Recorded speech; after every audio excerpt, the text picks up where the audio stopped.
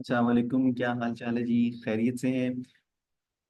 آج ہم ایک بڑا امپورٹنٹ کانسیپٹ ڈسکس کرنے جا رہے ہیں، اسمال اینڈ میڈیم انٹرپرائز کا، کیونکہ اکثر لوگ شکوہ کرتے ہیں کہ پاکستان میں مینوفیکچرر کے لیے ٹیکسیشن میں کوئی ریلیف نہیں، بہت مشکل ہے مینوفیکچرر کے لیے کام کرنا پاکستان میں، اور ٹیکس والے بہت تنگ کرتے ہیں اس میں۔ کسی حد تک یہ بات ٹھیک ہے، لیکن کچھ نہ کچھ آسانیاں بھی ہیں جو کہ لیک آف نالج کی وجہ سے ہم لے نہیں پاتے۔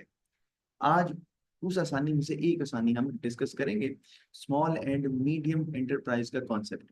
ایس ایم ایز بھی ان کو بولتے ہیں، مینز اے پرسن۔ پرسن جب بھی آئے گا تو اس کا مطلب ہوگا کہ انڈیویجول، اے او پی اور جناب کمپنی، تینوں کو یہ ورڈ کور کرنا۔ ہو از انگیجڈ ان مینوفیکچرنگ۔ مینوفیکچرنگ ضروری ہے، ادر دین مینوفیکچرنگ یہ بینیفٹ نہیں ملے گا۔ سب سے امپورٹنٹ چیز، business turn over of business turnover in a tax year does not exceed 250 million rupees۔ یعنی کہ یہ بینیفٹ کب مل سکتا ہے؟ ریڈیوس ٹیکس ہوگا اس کے لیے۔ یاد رکھیے گا، جو اس کیٹیگری میں فال کرتا ہے اس کے ٹیکس ریٹس ڈفرینٹ ہوں گے۔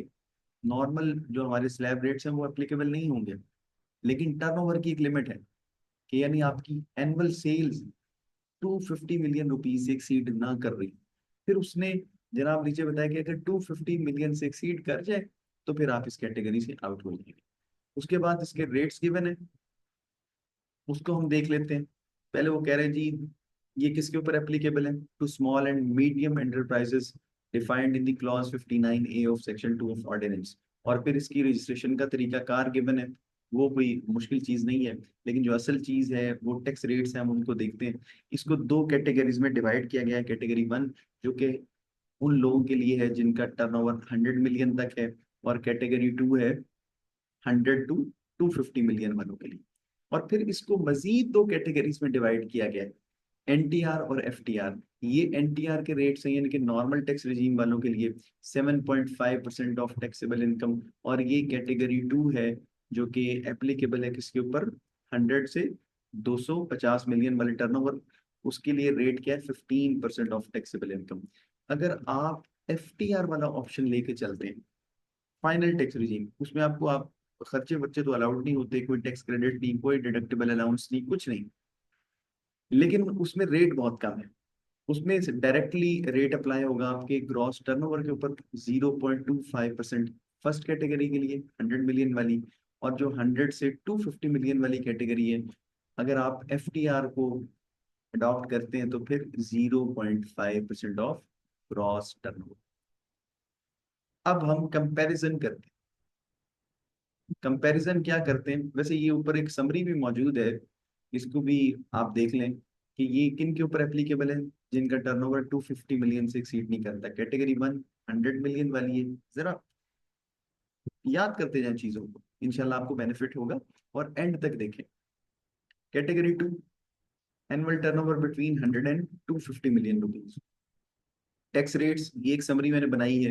کیٹیگری 1 کے لیے این ٹی آر میں اگر آپ فال کرتے ہیں تو 7.5% of taxable income, F T R میں فال کرتے ہیں تو 0.25% آف ٹرن اوور۔ کیٹیگری 2 کے لیے 15% آف ٹیکسیبل انکم، اور اس میں ایف ٹی آر کا ریٹ جو ہے وہ 0.5% آف ٹرن اوور ہے۔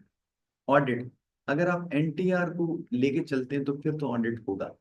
اگر آپ آپشن لے کے چلتے ہیں ایف ٹی آر والا، فائنل ٹیکس ریجیم والا، اس میں اگر آپ فال کرتے ہیں تو پھر آپ ایگزیمپٹ فرام آڈٹس ہو جائیں گے۔ 214C 177 کوئی ڈر نہیں، اور جو سیکشن 113 ہے وہ بھی ٹرن اوور کے اوپر ہی اپلیکیبل ہوتا ہے، 1.25% اس کا ریٹ ہے، وہ بھی آپ کے اوپر اپلیکیبل نہیں۔ ایک پریکٹیکل اگزامپل کے تھرو ہم سمجھنے کی کوشش کرتے ہیں کہ اگر آپ نارمل سلیب ریٹس کو اپلائی کریں تو کیا ٹیکس بنے گا، اور پھر ہم کمپیریزن کریں گے اس کا ریڈیوسڈ ریٹس کے ساتھ۔ اس میں ہم نے سیلز دی ہے 105 ملین کی، اور کاسٹ آف سیلز دی ہے 70 ملین کی۔ گراس پروفٹ آیا ہمارا، اس کے بعد بزنس کو چلانے کے جو خرچے ہیں، admin, selling, financial management expenses, وہ ہم نے لیے ہیں، اور ریزلٹنگ فگر آیا ہے ٹیکسیبل انکم کی صورت میں، جس کے اوپر ٹیکس ہم دیکھ لیتے ہیں ایک دفعہ سلیب ریٹس کو دیکھتے ہوئے، پھر ہم کیلکولیٹ کر لیتے ہیں۔ ہم یہاں پہ فال کر رہے ہیں 3.2 मिलियन से 5.6 मिलियन, क्योंकि हमारी टैक्सेबल इनकम है 5.5 मिलियन। अब 32 लाख रुपए तक तो फैसला हो गया कि 650,000 रुपीज पे करना है। उससे ऊपर वाली जो इनकम है उसके ऊपर हमें 40% का रेट पे करना पड़ेगा। अब जो डिफरेंस आ रहा है ना, वो आ रहा है 3.2 से 5.5 तक का, 2.3 मिलियन का। तो 2.3 मिलियन के ऊपर 40% लगेगा, और बाकी जो इनकम है हमारी अप टू 3.2 मिलियन, उसके ऊपर 650,000 रुपीज लगेगा। तो मेरा ख्याल है कि शायद कैलकुलेशन ठीक हुई भी है। 2.3 मिलियन के ऊपर 40% और उसमें 650 ऐड कर दिया गया, 650 ही था, मैं उम्मीद कर रहा हूँ कि 650 था। तो ये 1570,000 रुपीज बनता है नॉर्मल हमारे जो स्लैब रेट्स के मुताबिक। अब हम कैटेगरी 2 के मुताबिक वैसे ही कैलकुलेशन कर रहे हैं, क्योंकि हमने 100 मिलियन से ज्यादा टर्नओवर लिया। अब आप गौर कीजिएगा जी, कैटेगरी 2 हमारे ऊपर एप्लीकेबल है।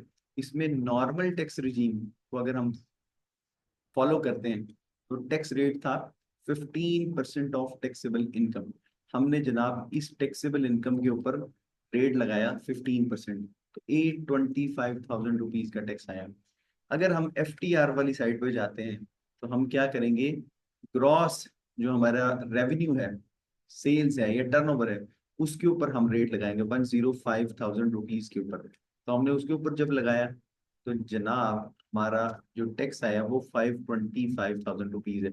अब आप डिफरेंस खुद देख सकते हैं कि वैसे टैक्स बन रहा है 1570,000 रुपीज, और इसको माइनस कर दें तो डिफरेंस आता है 10,45,000 रुपए का।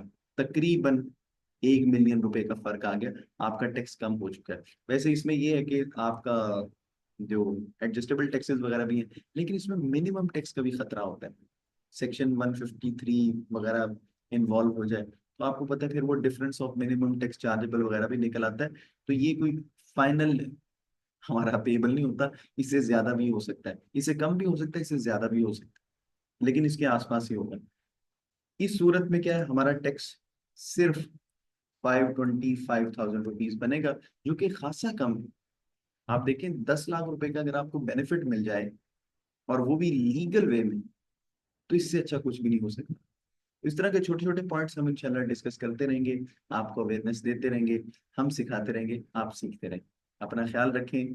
कोई भी क्वेश्चन हो आप कमेंट्स में पूछ सकते हैं। इंशाल्लाह फिर किसी नए सेक्शन के साथ आपके साथ मुलाकात होगी, तब तक के लिए अल्लाह हाफिज।